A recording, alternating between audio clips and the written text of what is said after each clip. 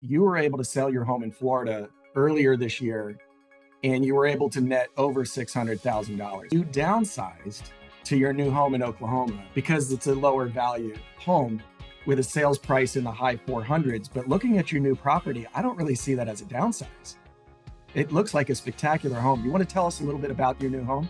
We did not downsize. We actually have a larger home, but at the price that we got it at, what we did get for it, we just really couldn't pass it up. It fulfilled every need that we wanted, and we were very happy that we found it. We were having not great success finding the perfect house, but this one as close as we could find. And even though it was larger, it was still within our affordability range, so we went ahead and pulled the trigger on this one. Can you tell us a little bit about the decision to purchase it with a reverse mortgage instead? A great deal of it was the knowledge that I gathered about reverse mortgages from you, Dan. You spent countless hours with me talking to me about it. I read your book, a couple of 3 editions of it. I consider you to be the expert in the field. A lot of the things that I might have to say are pretty much things that you have mentioned, so I'm kind of quoting from you, but not verbatim.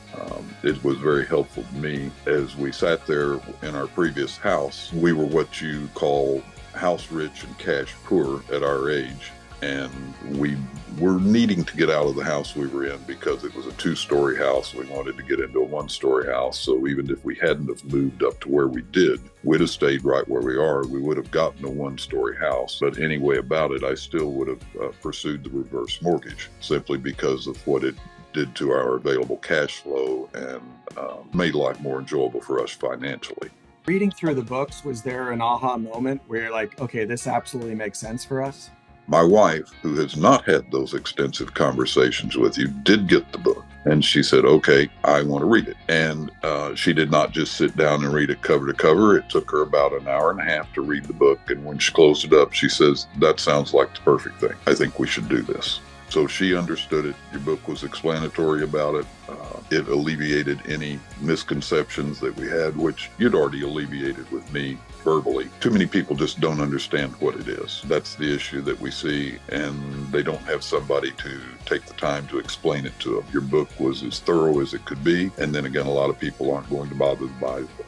They already have preconceived notions. We understand that. I'm encountering it with people that I talk to, and I'd say, give me 10 minutes, and I think I can change your mind. And I'd say 80% of them have said, I'm going home working the book right now. So you owe me a commission on book sales, I know. But also it's the fact that it explains it to the point, and I've contacted 2 or 3 of them since that point, and they've said, this is definitely what we're going to do. This makes all the sense in the world.